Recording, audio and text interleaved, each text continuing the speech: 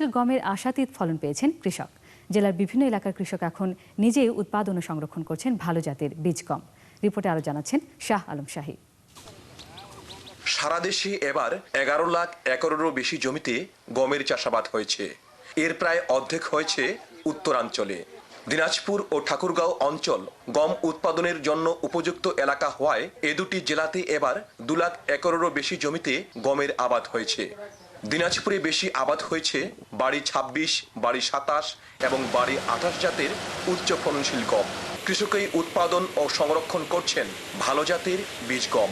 এটা গম গবেষণা দিনাজপুর থেকে পাইছি আমরা। আমার মোটামুটি 3 একর জমিতে এই বাড়ি 26 গম লাগানো হয়েছে। গম এবার খুব ভালো হবে এবং সুন্দর হয়েছে। এর মধ্যে কোনো পোকা মাকড়ের কোনো নাই।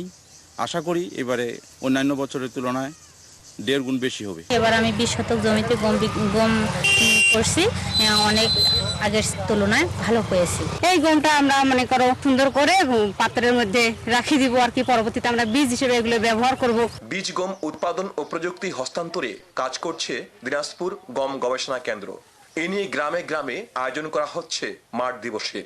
ফলনশীল জাত এবং রোগ প্রতিরোধ ক্ষমতা সম্পন্ন জাত এবং অন্যান্য স্ট্রেস টলারেন্ট জাতের উদ্ভাবনের দিকে বিশেষ নজর দিয়েছি। চাষিগণ তাদের বিভিন্ন পর্যায়ে এবং তাদের ক্রপিং প্যাটার্নে বিভিন্ন রকম জাত সেট করে সেখান থেকে তাদের লাভজনক গমের ফলন। আগামী দিনের এই আমাদের খাদ্য নিরাপত্তা অর্জন করার জন্য শুধু চালের উপর নির্ভর না করে আমাদের গম, ভুট্টা, অন্যান্য ফসল যেগুলো আছে সেগুলোর উপরে গবেষণা আমাদের এখান থেকে করা হচ্ছে। দিনাজপুর থেকে শাহ আলম শাহী, চ্যানেল আই।